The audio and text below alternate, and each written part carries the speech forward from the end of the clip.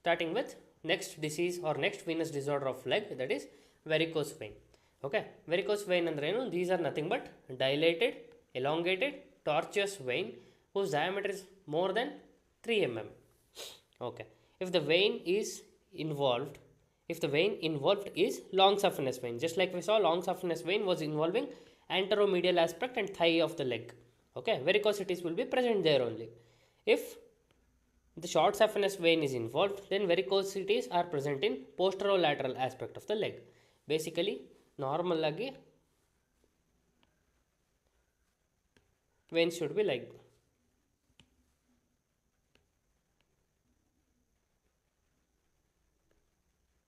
Okay, just this much irbekittu veins, but now veins have become elongated and they have become tortuous, elongated and dilated like this. So based on the vein which has become like this, we can predict the site. Like if long saphenous vein is involved, then it will be anteromedial of leg and thigh. If it is short saphenous, it will basically be lateral side of the leg. Okay, for this again anatomy. So what are the types of varicose veins we know? We know about primary varicose veins and secondary varicose veins. Primary varicose veins only, there is no cause that is causing varicosities. It is basically congenital predisposition with occupational reinforcement. Okay, if the patient has an occupation in which he has to stand for a long time, then that can lead to development of varicose veins. That is occupational reinforcement. So yaru usually long standing irtare, traffic police, watchman, all these teachers, basically all these people who are doing certain occupations in which they have to stand for a long time, that will lead to primary varicose veins. Along with that, there should be a congenital predisposition, that is like decreased number of valves in the vein and defective valves in the vein. Okay, so secondary varicose veins is caused because of some other pathology. Like if there is deep vein thrombosis, there will be blockage of deep vein. Because of that reason, like we should know the pathway of venous drainage. So venous drainage ಹೆಂಗಾಗುತ್ತೆ, ಇವಾಗ leg ಅಲ್ಲಿ we know we have both superficial vein and deep vein. So if this is a deep vein, there are connections between deep vein and superficial vein. Okay, so blood will flow from superficial vein to deep vein and then to above, like internal iliac and then common femoral or common iliac. Okay, so always the blood flow should be in this direction only, like from superficial to deep. Okay, this should not be reverse. If there is obstruction in this deep vein, then what happens? There will be backflow of the blood from the deep vein to superficial vein. Because of this reason, whatever the blood flow will be there, this will lead to enlargement or dilatation of these veins. That is nothing but varicose veins. So in case of DVT, it is a cause of secondary varicose vein, because deep vein is thrombosed, so blood is not entering deep vein, so it is getting pulled in the superficial vein itself, and that has led to dilatation of the superficial vein. Okay, similarly trauma or AV fistula. So now arteriovenous fistula. Similarly, compression of deep veins by pelvic mass or pelvic tumor or pregnancy. Like if there is a mass here which is obstructing common iliac vein or internal iliac vein, that will lead to backflow. Again, that will lead to enlarged superficial veins. Okay, so yeah, what will be the clinical feature in case of varicose veins? Just like we all know, there will be increased tortuous veins visible. Okay, that is one cause. Other than that, there will be dull aching pain. So initially this will just be visible as enlarged veins, that's it. Okay, after that, as the disease progresses, there will be pain, appearance of pain over the evening hours. Like the patient starts his work by morning till he'll be standing till evening. So during evening he'll start developing dull aching type of pain, and later on, since there is stasis, there will be endothelium injury. The blood or whatever the plasma is there, that will start leaking out, leading to pedal edema. Okay, so this usually will subside completely after taking rest. So what is the pathophysiology exactly behind varicose veins? Because of decreased or defective valves, that is congenital predisposition, there will be regurgitation of blood. So imagine, what is this valve? ಏನು ಹೇಳ್ತಿದ್ದಾರೆ valve ಅಂತ ಅಂದರೆ, so imagine this is a vein. Okay, So our body, veins in our body have been designed in such a way that they have internal valves. So once the blood is, so imagine this is foot. Okay, from foot, blood will go upwards. Okay, so it should move only upwards. So these valves ensure that blood is moving unidirectionally. So these valves are situated so many in number. If this number is reduced because of genetic predisposition, okay, so instead of 3 only one valve is there, and if this valve becomes defective, regurgitation of blood will happen. So blood will come back again, there will be pooling of the blood, which is nothing but varicose veins. So this genetic predisposition in which there is decreased or defective valves and regurgitation of blood occurs. So this will lead to increased end diastolic volume. So both superficial and deep system is massively distended, and this will lead to increased venous hypertension, that is called as chronic ambulatory venous hypertension. Okay, so this is the main theory which has been explained for causes or symptoms of varicose veins. Okay, there is chronic increased hypertension in veins. This is called as chronic ambulatory venous hypertension, which is the main theory explaining varicose veins. Okay, so here they have shown the same, like there are superficial veins and there are deep veins, like popliteal, common femoral and iliac. If more deep veins, so superficial vein is great saphenous vein. So blood should always flow from superficial vein, that is great saphenous vein, it should always go to femoral and then to common iliac or internal iliac and then to common iliac. Normal valve opens to allow the blood flow towards the heart, like upwards. So this is a normal valve. Okay, so normal valve closed so that there is stoppage of blood flow or regurgitation. Okay, in case of varicose veins, this valve is damaged or it is not functional. So because of that, there is incompetent valve and blood can flow freely up or down. There is no unidirectional flow. Because of this reason, there will be impaired blood flow and stasis, and that will lead to increased end diastolic volume, causing chronic ambulatory venous hypertension.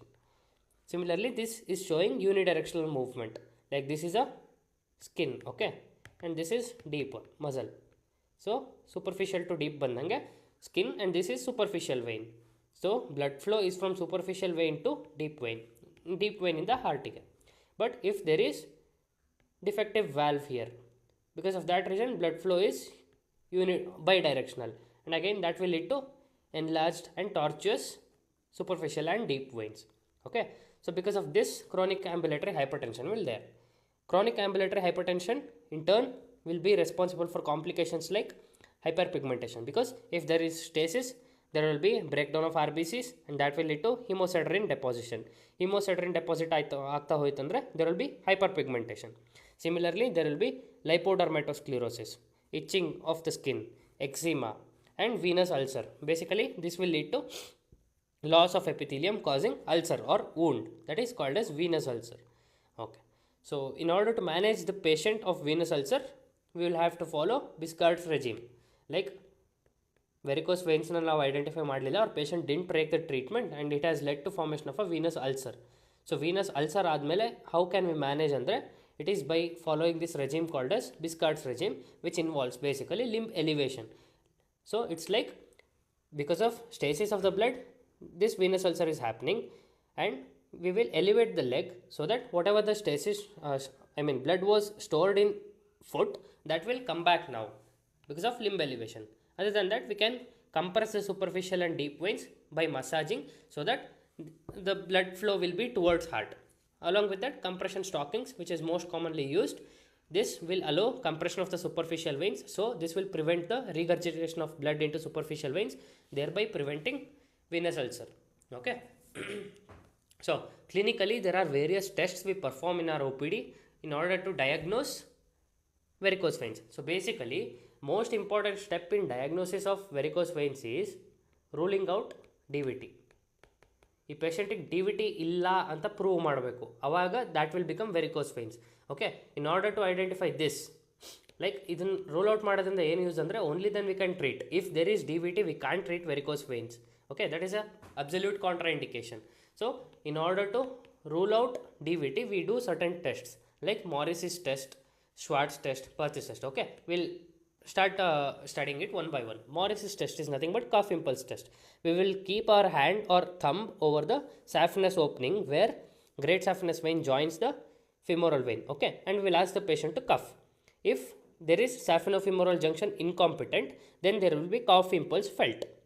Okay, then Schwartz test, tapping the varicosity and feeling the impulse at saphenous opening, so that if there is competent saphenofemoral junction or not, we will come to know. Okay, Perthes test, again elastic bandage is applied in the lower limb, which will cause superficial vein obstruction.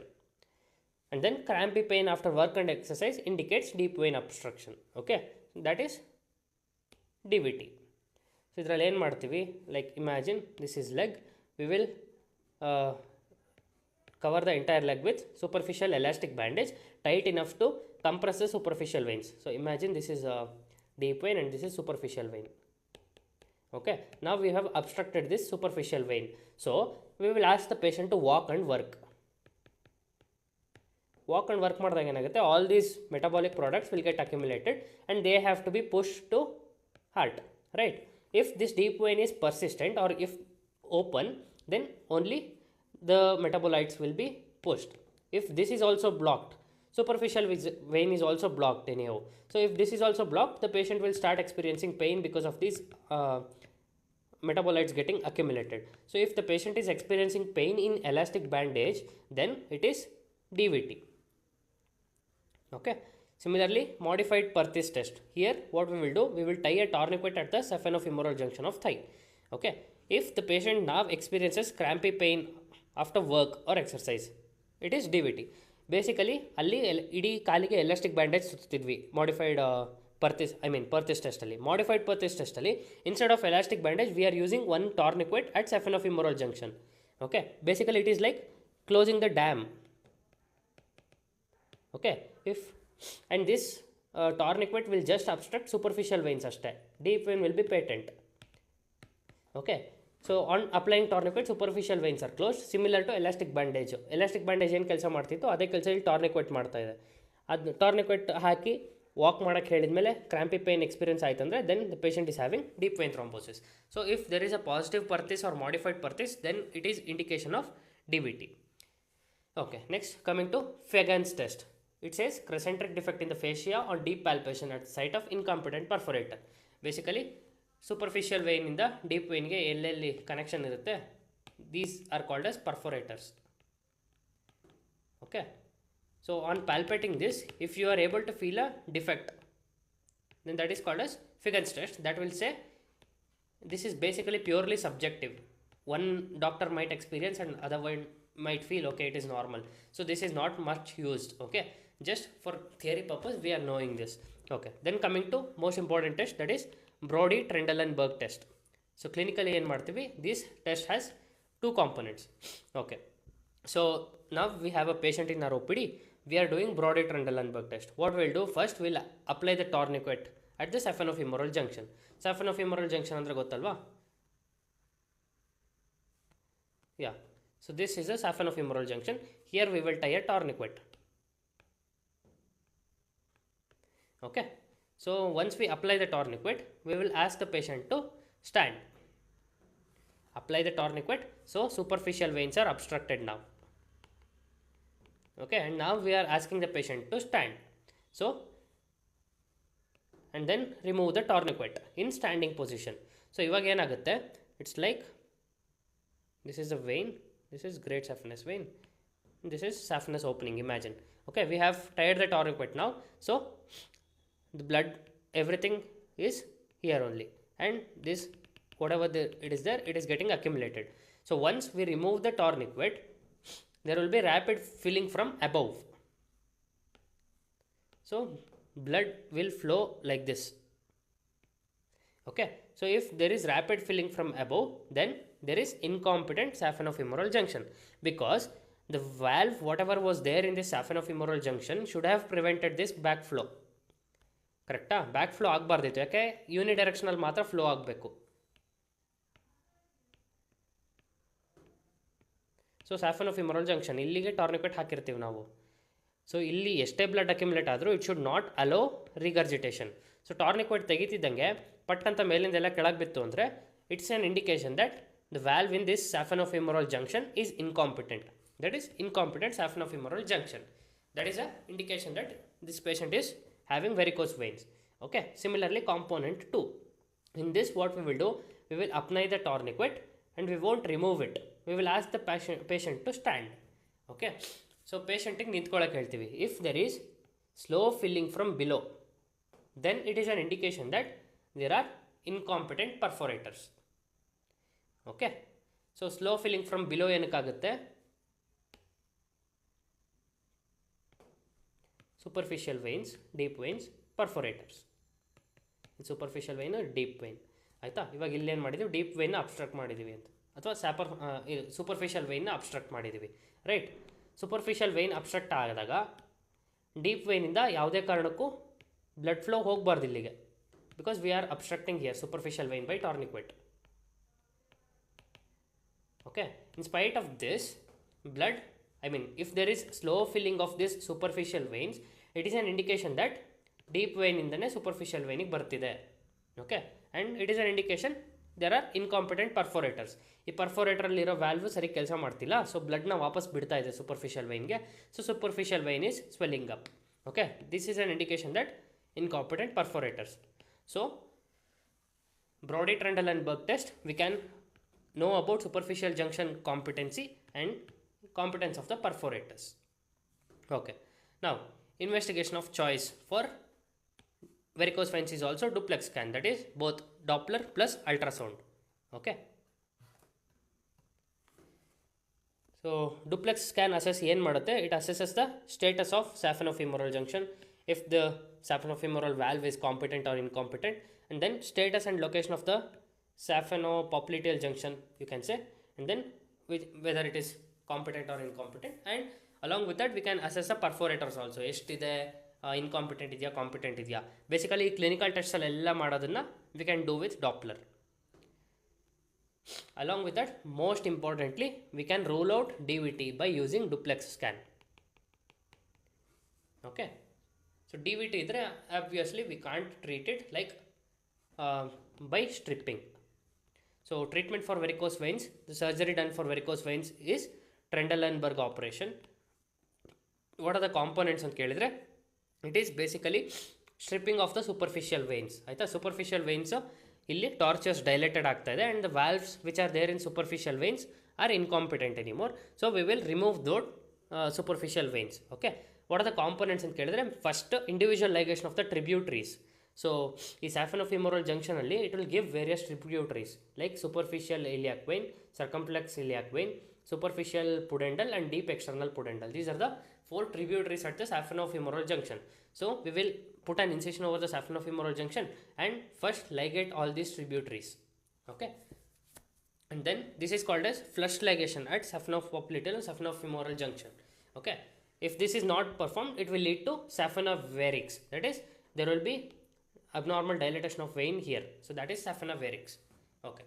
Along with that, stripping of long saphenous vein is done just below the knee joint. Stripping is basically we will insert a wire like thing into the vein and then we will pull it off so that entire vein will come out. Okay. So ಹೆಂಗೆ explain ಮಾಡೋದಂದರೆ, ಇವಾಗ imagine this is a long saphenous vein. So what we will do is, this will be opening into femoral vein, right? So this is a saphenous opening. So what we will do here, there will be certain tributaries of saphenofemoral, tributaries at the saphenofemoral junction, like deep external pudendal, circumflex iliac, superficial iliac, so and so. Okay. So what we will do, we will put an incision of the skin over here, and then once we find out the saphenofemoral opening or saphenous opening, we will try to find these tributaries and ligate all these tributaries. So ligation is nothing but cutting off the blood supply. Once we are done with this, what we will do, we will insert a guide wire. Okay. So one wire insert ಮಾಡ್ತೀವಿ, and then we will take it out by opening skin will open ಮಾಡ್ಬಿಟ್ಟು we will take out that wire, okay, and then we will insert a ball like thing or balloon like thing. After this, what we will do, we will pull it with force. So because of this force, this superficial vein will come off along with this guide wire. So now we are left with only deep vein. So there is no backflow. If there is no superficial vein, there is no backflow, and because of this, there will be no tortuous varicosities. So hence varicose veins is treated, and this is the Trendelenburg operation. Okay, what are the other treatment options? This was used conventionally. Now there are better treatment options. Okay, so during this stripping, there is increased risk of saphenous nerve. Okay, in case of long saphenous. If we are stripping short saphenous, it is in the posterior aspect ಅಲ್ಲ. So posterior aspect ಅಲ್ಲಿ ಸೂರಲ್ nerve injury ಆಗೋ chances ಜಾಸ್ತಿ ಇರುತ್ತೆ. What are the other treatment options? Sclerotherapy. Like we will inject a drug or a sclerosing agent like 5% phenol or 5% ethanolamine oleate or 5% polydoconol or 3% sodium tetrahedral sulfate. Basically same was used for esophageal varices, hemorrhoids, varicose veins, all three. Okay, we will inject this agent into vein. This will bring about inflammation, and because of this inflammation there will be fibrosis. This is the mechanism. Okay, 1 or 2 weeks fibrosis agi a vein will lose its function. Okay, so this was sclerotherapy, and now we are using radio frequency ablation. Like by using waves we are burning the veins, so that again inflammation agutte, again there will be fibrosis. Similarly, endovenous laser ablation. So these are the newer techniques developed for the treatment of varicose veins. What are the complications of varicose vein surgery? Recurrence is most common, up to 10% of the cases. Okay, other than that, hematoma formation or ecchymosis. Like recurrence henge we are stripping out long saphenous vein, there can be short saphenous vein again tortuous, becoming tortuous. Okay, so and so. So hematoma and ecchymosis is most common, which causes discomfort after varicose vein surgery. Along with that, there can be nerve injury like saphenous nerve in case of long saphenous vein, and sural nerve in case of short saphenous vein. Okay, so other than that, there is one more surgery for varicose veins, that is called as SEPS, that is subfacial endoscopic perforator vein surgery. In this, we will just pierce the skin, superficial fascia and deep fascia, and then we will put a trocar like this into the deep vein. We will reach the deep vein. Basically this is used for incompetent perforators. Through the deep vein we will reach the perforator. Okay, and then vascular clip is applied over the incompetent perforator with the help of endoscope. Okay, we will be projecting this to the camera, and then we will be putting a vascular clip. So this is a newer technique developed nowadays, that is subfacial endoscopic perforator vein surgery. Okay, so other than that, these are all same. Okay, so subfacial ligation ene idunu, but these are all name of the perforators.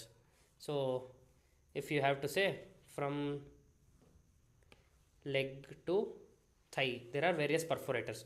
Mainly you need to remember 4 perforators. You can remember them as CBD Hunter.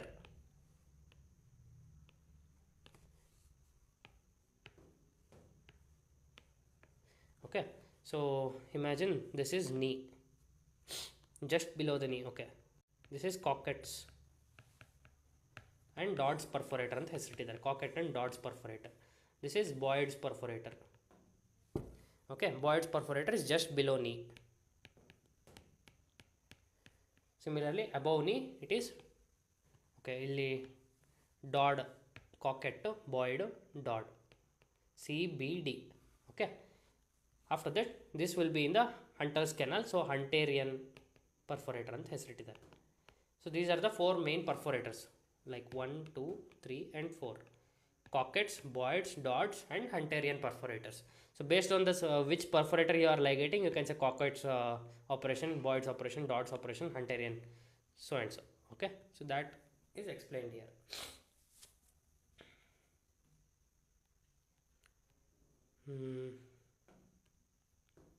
Yeah, time idya, can I continue? Yes sir. Okay, we'll finish off this venous ulcers. Now starting with venous ulcers. Just like we had seen, venous ulcer is a complication or it is caused because of varicose vein. Okay. So responsible for 60 to 70% of the venous ulcers or ulcers in the leg. Most of them 60 to 70% will be venous ulcers. Rest 30% can be arterial ulcers. Okay. So varicose veins are responsible for ulcers and they are called as varicose ulcers. What are the theories for formation of this ulcer? Fibrin cuff theory and WBC migration theory. This is not accepted anymore, and the one accepted is chronic ambulatory venous hypertension, which is caused because of stasis and regurgitation of blood in both superficial and deep veins. Okay, what are the typical features of varicose vein and kildre? It is like this: inverted champagne bottle appearance. So leg will become like this. Okay, calf muscles will be elevated, but below that it will be too thin. Okay, this is called as inverted champagne bottle appearance. So this is a typical appearance in case of varicose veins. Similarly, this ulcer which is caused because of varicose veins will be seen in the gaiters region, that is this side, medial side ಈ region ಅಲ್ಲಿ ಕಾಣಿಸುತ್ತೆ. So ಅದನ್ನು varicose ulcers ಅಂತ ಕರೀತಾರೆ. That is area between the calf and the malleolus and just above the medial malleolus. So what will be the clinical feature in case of venous ulcer? So venous ulcer alli hengiruttare sloping edge irutte. So if you see like this, this is the floor of the ulcer and this will be the sloping edge. Okay, there will be pink granulation tissue present at the base. Okay, other than this, what will be the clinical features? Just like I said, there will be stasis of blood here, because of which there will be deposition of hemosiderin, which leads to hyperpigmentation of the skin around the ulcer. Other than that, typical features like this was about venous ulcers. If in contrast to arterial ulcer, what will be the clinical feature or typical features of arterial ulcer? They will usually be punched out. There will be no sloping edges. They will be like a punched out. Okay, and then the skin, whatever is there, will be thin and shiny. So skin of lower limb would have become thin and shiny. Okay, and there will be absence of hair, brittle nails. Nails will break off if you just touch. So brittle nails, absence of hair, thin shiny skin, and punched out ulcer or punched out skin. Okay, this is a characteristic feature of arterial ulcers. Arterial ulcers yavralli agutte? Peripheral vascular disease, thromboangiitis obliterans, that is Berger's disease or ಅಥೆರೋಸ್ಕ್ಲೆರೋಸಿಸ್, ಈ ಥರದ ಕಂಡೀಷನಲ್ಲಿ arterial supply ನಿಂತೋಗುತ್ತೆ, ಅದರಿಂದಾಗಿ ulcer ಆಗುತ್ತೆ.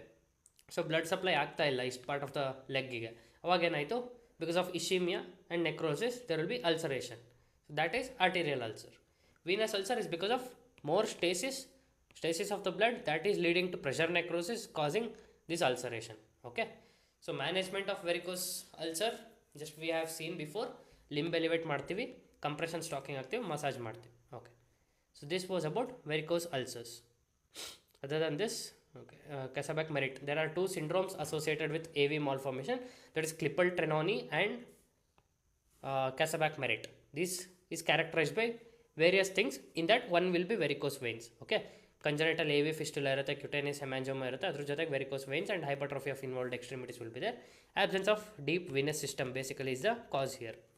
So ಸ್ಟ್ರಿಪ್ಪಿಂಗ್ನ contraindicated, ಯಾಕೆ? Absence of deep venous system. So superficial ವೇನೇ drain ಮಾಡಬೇಕು ಎಲ್ಲದನ್ನು. ಈ ಕೇಸಲ್ಲಿ ಡೀಪ್ ವೇನ್ನು ತೆಗೆದಾಕ್ಬಿಟ್ರೆ there is no drainage only. So this is manage by compressed stocking. Similarly, Casaback-Merritt syndrome, this is associated with hemangioma and AV malformation, characterized by microangiopathic hemolytic anemia, consumptive coagulopathy, and platelet trapping, which will lead to thrombocytopenia.